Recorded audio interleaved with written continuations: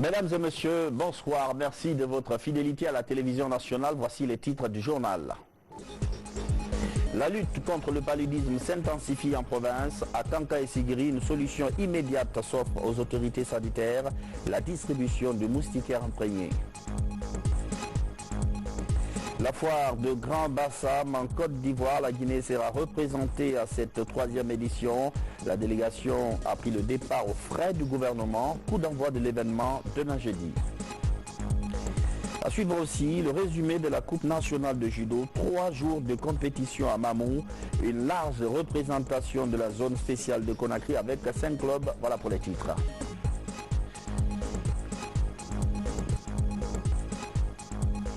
Mesdames, Messieurs, bonsoir. Tout d'abord, les communes rurales de Temessadou et Nongoa ainsi que la commune urbaine de Gekedou sont victimes d'une inondation. C'est dans la nuit du 26 au 27 juillet que le drame s'est produit.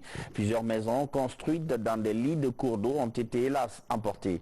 Mamadou Alpha Baldé, Moussa Bangora.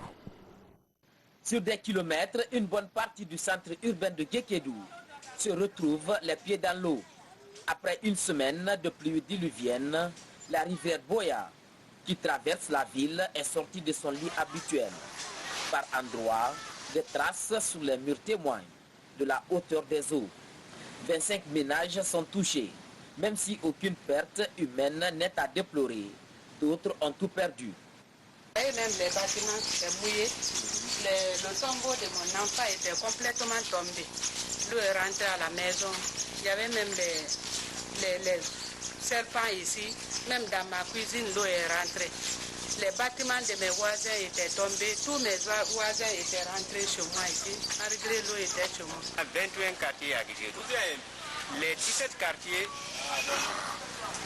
quartiers de Guéguédou sont quand même des quartiers, n'est-ce pas, qui peuvent être, n'est-ce pas, sous la montée grave, n'est-ce pas, des eaux. Mais il y en a des autres qui sont, n'est-ce pas, gravement, n'est-ce pas, à haut risque, tels que Bafilabé, Nyalenko, Nyumulu, Boyada, Baladou Sokourani, Farako, Belleville et une partie, n'est-ce pas, de Hermakon. Chaque fois qu'il y a inondation, c'est des quartiers qui en souffrent beaucoup. Cette fois-ci même, la hauteur de l'eau partait jusqu'à 2 mètres à 1,50 m. À nos jours, quand on vous parle, on a pu dénombrer qu'une partie d'un secteur du quartier de Farako. La crue a fait des dégâts, même en dehors de la ville martyre. Dans les serres de Nongoa et Temessadou, de nombreux champs sont dévastés. Sur place, les premiers secours s'organisent. Les responsables locaux, appuyés par la Croix-Rouge, tentent de parer au plus urgent. Il y a les sous-préfectures de Nongoa, de Temessadou particulièrement qui ont été affectées. Et on a voulu se rendre dans ces localités même ce matin, mais avec l'inondation, c'est-à-dire la crue, les routes sont complètement barrées. Et aussi le long au niveau des débarcadères, il faut savoir que pendant ces périodes de crue, on constate des questions de noyade. Et nous avons donné ordre au lieu qu'il faut, avec l'autorisation de l'autorité, de sursoir, d'observer le reste dans les 72 heures, d'éviter la traversée des gens pour ne pas qu'il y ait des pertes en vie humaine. Gekedou est régulièrement touché par des inondations. Les habitations très proches de la rive sont souvent pointées du doigt. Pour l'instant, aucune victime n'est enregistrée. Mais sans mesures correctives conséquentes, le pire pourrait arriver. De fortes précipitations sont encore attendues dans la région. Au sujet de cette inondation, je vous propose de suivre la déclaration du gouvernement faite par le ministre de l'Administration du Territoire et de la Décentralisation, le général Bourema Kondé, au micro de Ousmane Bangora. Dans la commune urbaine, les quartiers de Farako 2 et Farako 3, les quartiers de Mangala, les quartiers de Nyalenko, de Boyadou, de Carrière et de Baladou étaient presque sous les eaux. Les sous-préfectures de Nongoa et de Temessadou également n'ont pas été épargnées. Des dégâts matériels importants ont été enregistrés. Heureusement, à date, nous n'avons encore enregistré aucune perte en vie humaine. Monsieur le Président de la République, le professeur Alpha Condé et le Premier ministre chef du gouvernement, Dr Ibrahima Kassory Fofana, toujours à l'écoute et toujours préoccupés par les problèmes qui assaillent les populations, les citoyens guinéens, sitôt informés de cette grave situation, ont demandé à mon ministère, le ministère de l'administration du territoire et de la décentralisation, qui a en son sein une grande direction nationale, la direction nationale des affaires humanitaires, le Sénat, devrait le plus rapidement que possible pour que l'assistance des premières urgences puisse parvenir aux populations dans le désarroi. Les autorités locales, au niveau préfectoral, au niveau communal, au niveau des sous-préfectures, pratiquement toute la préfecture de Guékédou s'est mobilisée pour d'abord faire le point de la situation à travers donc les services de l'habitat, à travers la Croix-Rouge, à travers la direction de l'environnement, à travers les services de sécurité, à travers également la santé et la représentation locale du service national d'action humanitaire pour procéder à un recensement exhaustif des dégâts causés. Ce recensement est en cours, il est achevé par endroits, il ne l'est pas encore totalement. Qu'à cela ne tienne, les secours ne sauraient attendre. À date, la direction nationale donc, du service national d'action humanitaire est en train de multiplier les initiatives pour que la mise en route du premier lot, du premier convoi d'assistance humanitaire puisse être acheminée sur la préfecture de Guékédou. Le gouvernement donc a pris des dispositions idoines pour que ce premier lot, n'est-ce pas, d'assistance humanitaire d'urgence puisse être mis en route. C'est le lieu de féliciter et de remercier toutes les parties prenantes au maintien de la quiétude sociale à Guékédou. C'est l'occasion pour moi d'adresser un message, nonobstant ce que nous sommes en train de vivre, aux populations de Guékédou. Les quartiers Farako 2, Farako 3 et d'autres quartiers sont chaque année victimes de la même situation parce que, il faut le dire, n'ayons pas peur des mots, les populations sont venues construire dans le lit du cours d'eau. Monsieur le préfet de Guékédou qui m'entend maintenant, monsieur le maire de Guékédou qui m'entend, je souhaite vivement que les crues de 2019 soient les dernières, en tout cas pour ce qui est des maisons construites dans le lit des cours d'eau. Cela ne saurait perdurer indéfiniment. Chers concitoyens, et encore une fois, toute la compassion de Monsieur le Président de la République, toute la compassion du Premier ministre chef du gouvernement, toute la compassion du peuple de Guinée va à l'endroit des populations victimes de la préfecture de Guékédou. Général Bourema Condé, ministre de l'administration du territoire et de la décentralisation, lutte contre le paludisme. La Guinée fait la promotion de moustiquaires imprégnés à Kankan et Sigiri. Cette opération est perçue comme une solution urgente. La campagne est lancée et fait beaucoup de bien aux populations. Kerno Ousmane Diallo. Dans cette concession du village de Sanfina dans Kankan, plus question de dormir en dehors d'une moustiquaire. Il y a un peu plus d'1 an, cette mère de famille perdait son 4e enfant des suites du paludisme. Depuis, la protection du reste de la famille contre la nouvelle femelle passe prioritairement par les moustiquaires. C'était une fille. Elle a été atteinte du paludisme. On ignorait qu'elle aurait pu éviter la maladie grâce à l'utilisation des moustiquaires. Selon l'Organisation mondiale de la santé, un enfant meurt toutes les 2 minutes du fait du paludisme.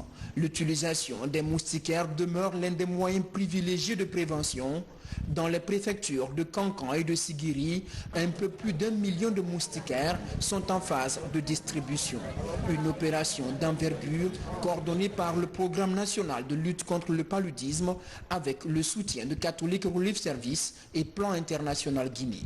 Une bonne organisation, une adhésion avec une volonté politique, plus une participation effective des hommes de la communication, nous ont amené aujourd'hui à rendre effective une campagne avec toute l'influence de la saisonnalité, la pluie pendant laquelle les moustiques piquent beaucoup, la pluie qui devient un facteur limitant, mais qu'on a pu vaincre avec la participation de tous. Pour la campagne de distribution de cette année, l'organisation britannique Against Malaria Foundation a offert à la Guinée près de 5 millions de moustiquaires. C'est la première fois en tant qu'ONG, AMF, qu'on travaille en Guinée et on a construit des partenariats très forts qu'on aimerait garder à long terme. Et du coup, pour nous, c'est très satisfaisant de venir ici voir les bénéficiaires prendre leur moustiquaire et on espère vraiment qu'ils vont dormir toutes les nuits sous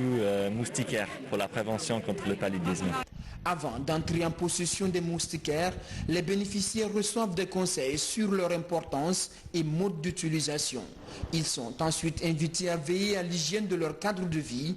Le combat contre le paludisme est inscrit parmi les priorités nationales pour le bien-être des habitants du pays. Un projet qui fait du chemin dans la région de l'Abbé, la campagne Un enfant, un extrait. L'idée, c'est de pousser les populations à déclarer les naissances. La sensibilisation est menée sur le terrain par l'UNICEF. L'institution encourage les parents à faire enregistrer les naissances. Sarabdine Diallo, Alpha Baldé.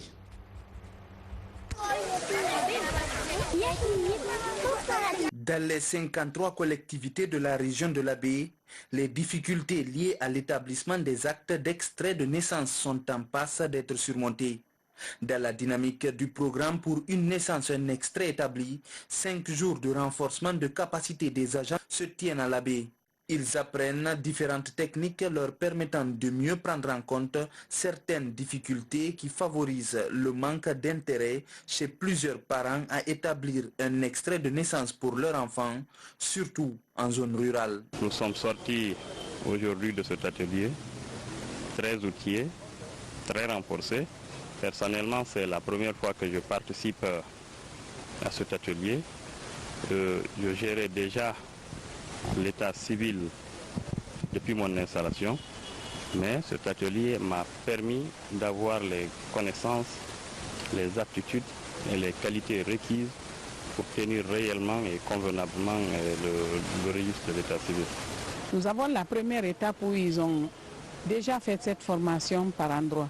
Et après, nous aussi, communes urbaines et certains chefs lieux de sous-préfecture, on doit aussi élargir cette formation dans d'autres structures pour que nous tous, agents de santé, nous soyons impliqués pour amener aux parents des nouveau-nés à faire la déclaration de naissance. Soutenu par l'UNICEF et l'Agence italienne de coopération au développement, des équipements techniques et autres mobiliers sont aussi fournis au service de l'état civil. Il faut préciser que cet atelier vient pour couronner une série d'interventions qui a été faite à l'intention et au profit des collectivités, à savoir la mise à disposition des équipements et des fournitures pour améliorer les services d'état civil dans les communes, mais aussi la mise à disposition de 53 motos pour les communes afin de permettre aux chargés d'état civil de pouvoir sillonner les différents districts et quartiers et s'assurer que tous les enfants sont enregistrés. Aujourd'hui, le gouvernement et ses partenaires travaillent activement dans le sens de l'identification de l'ensemble des nouveau-nés et autres adolescents sur toute l'étendue du territoire. Et puis ce communiqué de la direction du protocole d'État. Dans le cadre du renforcement des liens d'amitié et de fraternité existants entre la République de Guinée et la République de l'Inde, son Excellence Ram Nath Kovind, président indien, effectuera à partir du jeudi 1er août 2019 une visite d'État à Conakry. Sont conviés à prendre part au cérémonial d'accueil prévu à 16h à l'aéroport international de Conakry-Bessia les personnalités ci-après. Monsieur le Président de l'Assemblée nationale, Monsieur le Premier ministre chef du gouvernement, Monsieur le Président de la Cour constitutionnelle, Monsieur le Président de la Cour suprême, Monsieur le Président de la Cour des comptes, Madame la Présidente de la Haute Autorité de la Communication, Madame la Présidente du Conseil économique et social, Monsieur le Médiateur de la République, Monsieur le Grand Chancelier des Ordres nationaux de Guinée, Monsieur le Président de la Commission électorale nationale indépendante, Monsieur le Président de l'Institution nationale indépendante des droits humains, Monsieur le chef de file de l'opposition, Mesdames et Messieurs les membres du gouvernement, Mesdames et Messieurs les ministres conseillers membres du cabinet présidentiel, Monsieur le chef d'état-major général des armées, Monsieur le haut commandant de la gendarmerie nationale, Messieurs les chefs des états-majors des armées de terre, de l'air et de la marine, Monsieur le chef d'état-major particulier de la présidence, Messieurs les directeurs généraux de la police, de la douane et des conservateurs de la nature, Mesdames et Messieurs les chefs des missions diplomatiques et les représentants des organisations internationales, Monsieur le gouverneur de la ville de Conakry. Conakry, le 31 juillet 2019, a signé Mamadi Sinkonkaba, ambassadeur directeur du protocole d'État. 3000 enseignants du préscolaire et de l'élémentaire vont être formés. Ils prennent des cours sur les approches pédagogiques à adopter pendant les cours, en tout cas devant les jeunes écoliers. Il s'agit de renforcement de l'enseignement à la base. Mamadou Saliouba. Dans la qualification du système éducatif guinéen, une attention particulière est accordée à l'enseignement préscolaire.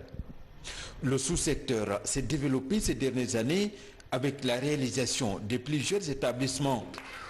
Pour améliorer la qualité de l'enseignement dispensé à la maternelle, des enseignants venus des établissements privés apprennent des techniques pédagogiques adaptées à l'enseignement dans le préscolaire. On a décidé de prendre des mesures en allant dans le sens de qualification. On a des problèmes d'infrastructure, on a des problèmes personnels, de ressources, on a des problèmes pédagogiques. Et les enfants ne sont pour rien pour la situation. L'enfant ne reçoit ce qu'on lui donne. Et donc, pour juger nécessaire de corriger au niveau des enseignants pour que nous puissions donner mieux aux enfants. C'est la préparation des enfants aux apprentissages sérieux.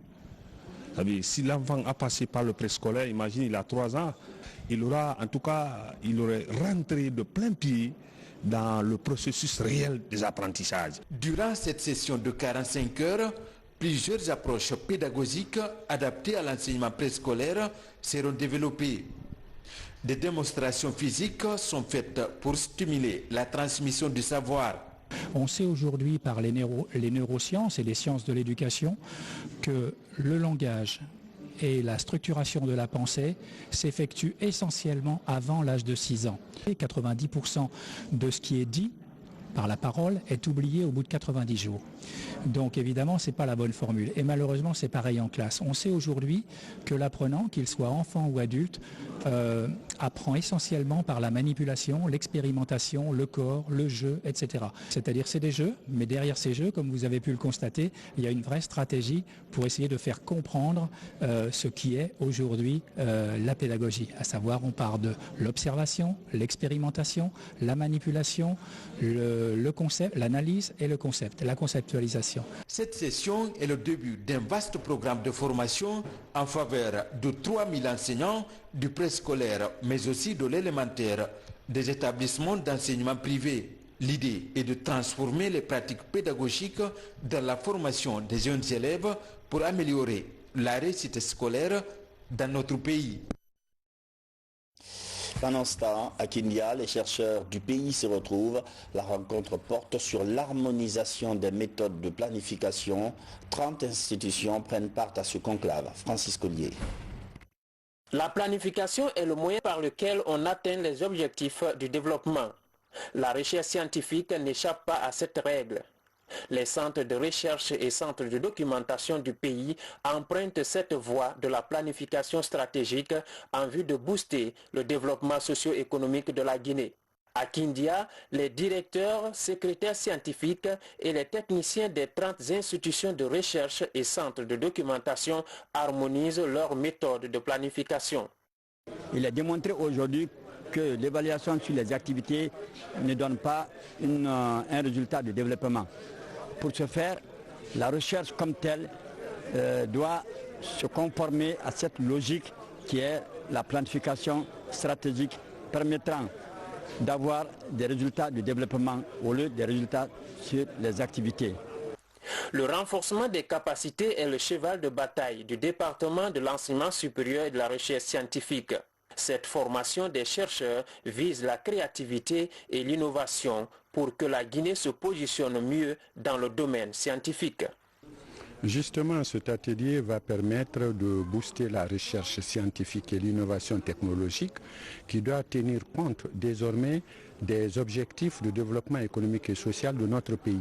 En fait, la recherche doit répondre aux questions de développement économique et social de notre pays.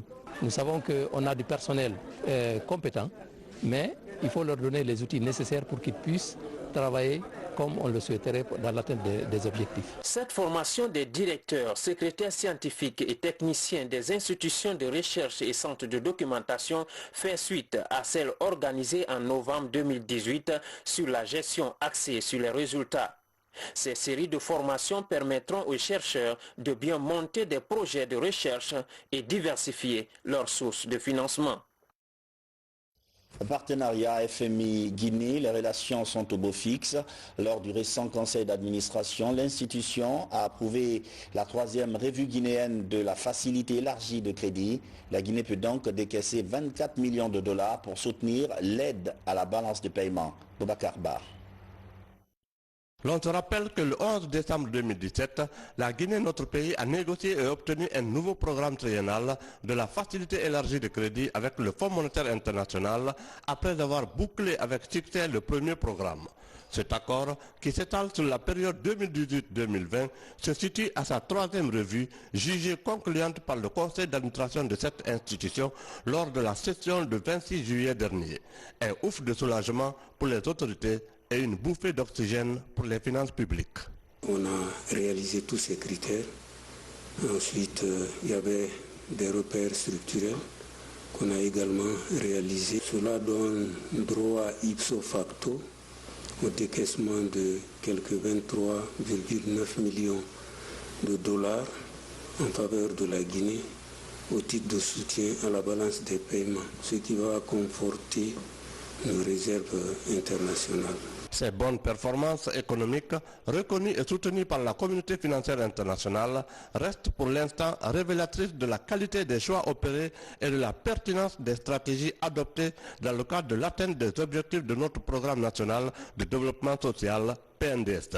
Côté Banque centrale, on note que tous les critères de performance liés aux agrégats monétaires et bancaires ont été réalisés. Mieux, les avoirs extérieurs qui étaient dans l'ordre de 3 mois d'importation depuis quelques années ont atteint les 4 mois d'importation en date. L'appréciation que j'ai, c'est franchement un sentiment de satisfaction, de félicitations d'abord à l'endroit du président de la République qui, par ses directives et son leadership, a permis l'atteinte de ces importants résultats dans le cadre de l'assainissement de la gestion macroéconomique de façon générale.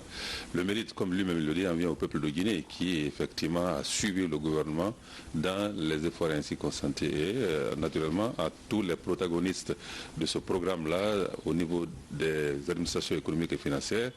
La Banque centrale aussi a rempli tous les critères qui étaient mis à sa charge, notamment les réserves internationales qui sont à un niveau aujourd'hui de plus de 4 mois d'importation et le financement de la Banque centrale du budget de l'État qui est resté dans les limites compatibles avec les objectifs fixés dans le cadre du programme. Ces résultats qui résultent des efforts du gouvernement, malgré les contraintes liées aux subventions au niveau des denrées de première nécessité et l'électricité, grâce à une mobilisation accrue des recettes fiscales et douanières, permettront à coup sûr de mobiliser d'autres financements auprès de nos partenaires économiques et financiers comme la Banque mondiale, la BAD, l'Union européenne, l'Agence française de développement et tant d'autres. Déjà, les autorités en charge des finances, du budget, du plan et de la Banque centrale sont à pied d'œuvre pour affronter la 4e revue de notre programme qui devrait faire l'objet de discussions octobre prochain. Et puis cet arrêté conjoint portant réajustement des prix des produits pétroliers à la pompe. Le ministre des Hydrocarbures, le ministre de l'Économie et des Finances, le ministre du Budget, vu la Constitution, arrête. Article 1er. Pour compter du 1er août 2019, les prix à la pompe des produits pétroliers sont réajustés comme suit. Essence, 10 000 francs guinéens par litre. Gasoil, 10 000 francs guinéens par litre. Pétrole, 10 000 francs guinéens par litre. Article 2. Ces nouveaux prix entrent en vigueur à compter du 31 juillet 2019 à minuit précise sur toute l'étendue du territoire national.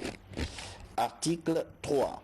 Les autorités administratives sont chargées, chacune en ce qui la concerne, de veiller à la stricte application du présent arrêté. Conakry, 31 juillet 2019, signé des 3 ministres. 70 femmes renforcent leurs compétences en entrepreneuriat à travers une formation de 5 jours appuyée par la Banque africaine de développement. La primature est associée à l'initiative pour permettre à ces chefs d'entreprise de poursuivre leur rêve vers l'autonomisation. Ousmane Bangora.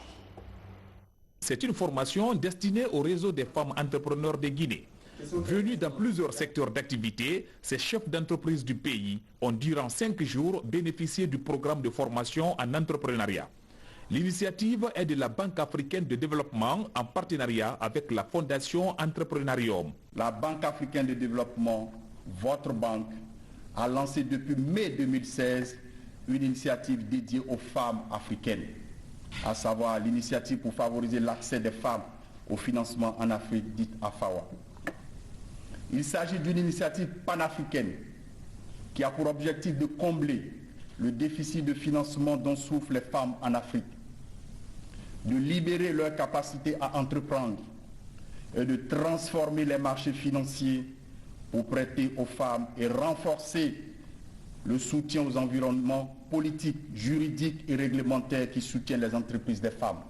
Ce renforcement de capacité devrait permettre aux participantes d'établir des relations en vue de créer les unités de transformation, leur assurant un emploi décent et durable. Nous, femmes entrepreneurs, fondons beaucoup d'espoir au programme AFAWA qui, selon les initiateurs, permettra aux femmes entrepreneurs d'avoir accès au crédit bancaire afin d'atteindre leurs objectifs. Nous lançons un appel solennel à tous les décideurs, à tous les niveaux de la Banque africaine de développement, aux banques commerciales, d'œuvrer pour faire du programme de financement initié une réalité effective. Le Premier ministre, satisfait de l'idée du réseau des femmes entrepreneurs de Guinée, Dr Ibrahima Kassouri Fofana a réaffirmé toute la volonté du gouvernement d'accompagner ces chefs d'entreprise. La question de l'autonomisation des femmes à travers le renforcement des capacités revêt une importance singulière pour M. le Président de la République, le professeur Alpha Condé. Je voudrais dire merci à la Banque africaine de développement pour son soutien à la réalisation d'une telle activité qui s'inscrit parfaitement dans le cadre de la mise en œuvre de la stratégie d'initiation de la femme africaine à l'entrepreneuriat. Le programme gouvernemental en faveur des femmes en Guinée vise à accroître leur participation dans les activités économiques en leur assurant une autonomie par la création de revenus et en réduisant ainsi la pauvreté qui touche principalement cette fragile de la population guinéenne. La cérémonie a été sanctionnée par la remise de satisfecit. Ici, chaque membre du réseau reçoit une attestation. Hajj 2019, plusieurs pèlerins guinéens sont déjà à Médine. Hier, ils ont visité un site d'une grande importance dans l'histoire de l'islam. Il s'agit du lieu d'une des plus grandes batailles entre l'armée du prophète, paix et salut sur lui, et celle des conservateurs de la Mecque. Envoyés spéciaux, Mohamed Sankan, Adi Kamara et Fodé Niagasoda. Le séjour de Médine est une étape très importante dans la vie du pèlerin. Il permet de découvrir certains sites touristiques et autres vestiges historiques de cette cité du prophète Mohammed, paix et salut sur lui. Ici, par exemple, nous sommes à Jabal Uhud, où s'est déroulée la deuxième guerre sainte après celle de Badr. Nous sommes aux premières heures de l'installation de cette religion monothéiste. Jabal Uhud est à 4 km du centre-ville de Médine. La montagne là qui ceinture Médine s'appelle la montagne Uhud. Dieu a dit la montagne de Uhud, c'est la montagne du paradis. Celui qui voit la montagne de Uhud, il a vu une des montagnes du paradis. Alors un jour, le prophète Mohammed sallallahu alayhi wa sallam, Abu Bakr Siddiq et Omar étaient arrêtés sur la montagne s'est remuée. Le prophète a dit reste tranquille, c'est le messager de Dieu et ses compagnons qui sont arrêtés sur toi. La montagne s'est calmée. À l'époque des faits, le prophète Mohammed, paix et salut sur lui, priait ici en faisant face à la grande mosquée Goudous de Jérusalem. Selon un verset de la sourate Baqara, la vache, le Tout-Puissant Allah a ordonné à son prophète de faire face désormais à la Kaaba. C'était au cours d'une prière de 17 heures. 2 rakats face à Jérusalem et les 2 dernières face à la Kaaba, d'où le nom de 2 Qibla ou les 2 orientations. Quand le prophète venait d'arriver à Médine, il se tournait vers Jérusalem pour effectuer la prière. Les Juifs qui étaient là se sont moqués de lui. Toi, tu dis que Dieu t'a révélé une religion. Il n'a qu'à t'indiquer aussi ta direction. Alors, le prophète était vraiment gêné. Un jour, Djibril, l'ange Gabriel, est venu l'informer que désormais, les musulmans aussi doivent se tourner vers Makkah, Al-Kaaba. Masjid Quba est la première mosquée de l'histoire de l'islam. Quand le prophète Mohammed, paix et salut sur lui, a quitté la Mecque, c'est à cet endroit que son chameau s'est arrêté. Il a aussitôt demandé qu'une mosquée soit bâtie à cet endroit, appelé Masjid Quba. Le grand érudit de Cancan, Cheikh Souleymane, est en séjour de travail aux États-Unis. Il vous souviendra qu'il a été nommé récemment ambassadeur de la paix. Il a rencontré plusieurs représentants d'institutions américaines. Fatoumata Sabora, notre correspondante à New York. Depuis sa nomination comme ambassadeur de l'UNESCO pour la paix en 2015, l'érudit guinéen rencontre périodiquement des responsables d'institutions internationales et des personnalités américaines. À New York, Cheikh Souleymane Sidibé a été reçu par le professeur Stephen Eric. L'universitaire a exprimé sa volonté de former un lobby en vue de soutenir l'érudit dans sa mission de pacification du monde. L'érudit a besoin d'appui et nous allons l'aider. Pour commencer, nous allons monter des projets, ensuite réunir les bailleurs autour de ces projets d'éducation, de santé en faveur des femmes et des enfants. Dans la capitale américaine, à Washington, Jansoumana Solo a échangé avec ses partenaires de l'UNESCO. Ici, ils ont passé en revue le partenariat entre l'association Nourdin Islam et l'agence onusienne. La présidente Lourdi qui vient de l'Afrique de l'Ouest et que nous avons choisi pour nous aider à promouvoir la paix partout où il va, c'est un apport de la paix pour nous. Et je pense que le message que lui qu'il mène, que ce soit à Cancan, que ce soit en Afrique de l'Ouest, que ce soit partout dans le monde, c'est un message qui va ramener le monde à être meilleur à travers la paix. En reconnaissance de l'apport de l'association Nourdin Islam dans le maintien et la consolidation de la paix dans le monde, il a été demandé à l'érudit guinéen de décliner ses préoccupations du moment. Je leur ai dit ma préoccupation pour améliorer les conditions de vie des femmes et des enfants. Vous savez, dans mes sermons, je m'adresse généralement à ces 2 couches. En plus des conseils, si je peux contribuer à sortir les femmes et les jeunes de la précarité, cela me faciliterait la tâche. Avant de reprendre son avion pour le Maroc où il est attendu, l'Uridi a béni un groupe de 200 jeunes venus du monde entier. La fête du trône au Maroc, voilà 20 ans depuis l'intronisation du roi Mohamed VI. En Guinée, l'événement n'est pas passé inaperçu. Le diplomate du royaume chérifien a organisé une réception.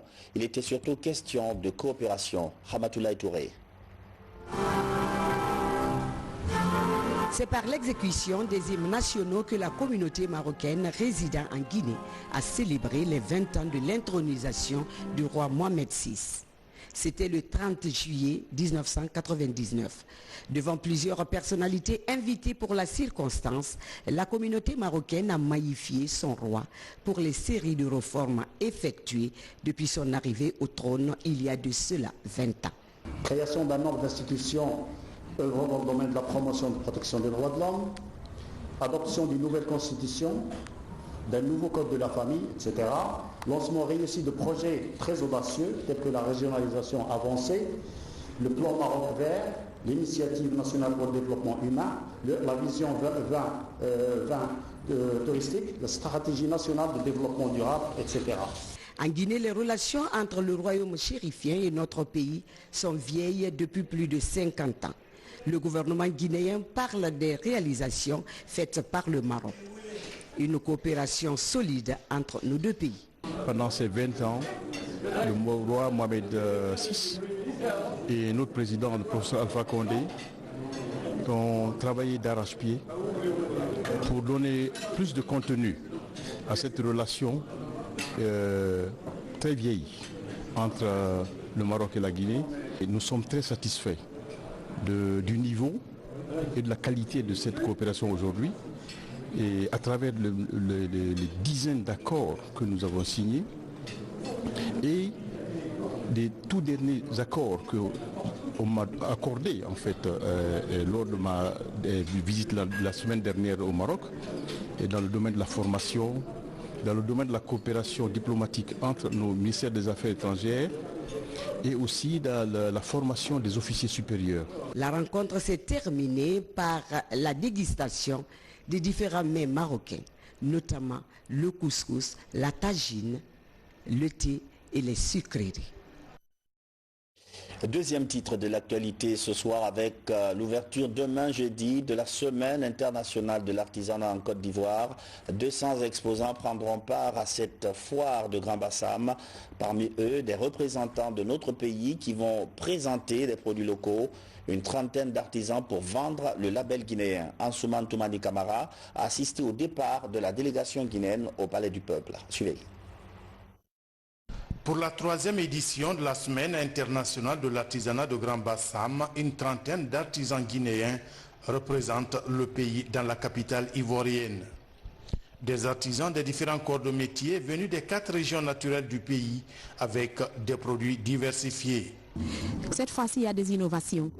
C'est-à-dire que les tissus indigo qu'on envoyait, avant les pagnes étaient trop petits. Et aujourd'hui, nous avons amélioré pour que le pagne soit un peu grand.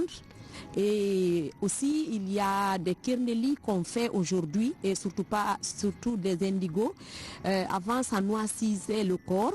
Mais aujourd'hui, on est en train d'améliorer pour ne pas que ça noissit à 100%. En qualité de promoteur, nous, c'est pour aller pour des prises de contact avec d'autres partenaires qui viendront parce que nous préparons très bientôt un salon du textile, la 2e édition du salon du textile du pagne africain. À ce rendez-vous de l'artisanat africain, plus de 200 exposants sont attendus pour plus de 15 000 visiteurs. Le pays invité d'honneur est le Ghana. Cette rencontre vise ainsi à favoriser l'épanouissement social, professionnel et économique des artisans du continent. La Coupe nationale du judo, c'est Mamoun qui a abrité les rencontres cette année. 3 jours de compétition entre 16 équipes et 12 clubs, dont 5 de Conakry. Abdoulaye Diallo, Ousmane Sissé. Cette Coupe nationale organisée à Mamou s'inscrit en droite ligne du plan annuel de la Fédération guinéenne de judo et disciplines associées. Ce choix porté sur la ville Carrefour est vivement salué par les ressortissants et autorités administratives de la région. La maison des jeunes de Mamou a vibré au rythme de cet art martial à la satisfaction du public. Nous avons réussi à atteindre ces objectifs grâce à la vision futuriste de son Excellence le professeur Alpha Condé, président de la République, chef de l'État. C'est lui-là même qui a dédié son mandat à la jeunesse et aux femmes. Au total, 12 clubs, dont 5 de Conakry et 16 équipes se sont affrontés dans cette compétition. La SFAG s'est succédée à elle-même en remportant la médaille d'or plus le trophée. Le stade du 28 septembre a eu la médaille d'argent. La médaille de bronze est revenue à Pita et Mamou. J'ai suivi l'entraînement, c'est pour cela que j'ai gagné. C'est pas même ce que je peux dire, c'est pas mal. Ça ne m'empêche pas de travailler. Le sport étant un facteur de cohésion par excellence, son soutien est plutôt nécessaire pour le bien-être des jeunes. Je suis d'abord très heureux que la Fédération guinéenne de judo ait préféré Mamou pour faire cette organisation. D'une façon générale, tous les jeunes qui passeront par Mamou ou bien qui résideront, nous ferons en sorte que ces disciplines-là soient acceptées, soutenues par l'ensemble des responsables de notre région. Tout porte à croire que de telles compétitions constituent une occasion pour la fédération de détecter les nouveaux talents. En attendant, le championnat national prévu à Pita au mois de septembre prochain. Cet arrêté conjoint porte un réajustement des prix des produits pétroliers à la pompe. Le ministre des Hydrocarbures, le ministre de l'Économie et des Finances, le ministre du Budget, vu la Constitution, arrête. Article 1er. Pour compter du 1er août 2019, les prix à la pompe des produits pétroliers sont réajustés comme suit. Essence, 10 000 francs guinéens par litre. Gasoil, 10 000 francs guinéens par litre. Pétrole, 10 000 francs guinéens par litre. Article 2. Ces nouveaux prix entrent en vigueur à compter du 31 juillet 2019 à minuit précise sur toute l'étendue du territoire national. Article 3. Les autorités administratives sont chargées, chacune en ce qui la concerne, de veiller à la stricte application du présent arrêté. Conakry le 31 juillet 2019, signé le ministre des Hydrocarbures, M. Diakaria Koulibaly, le ministre de l'Économie et des Finances, M. Mamadi Kamara, le ministre du Budget, M. Ismaël Djoubati. C'est la fin de cette édition d'information. Merci de votre fidélité à la télévision nationale. Bonsoir.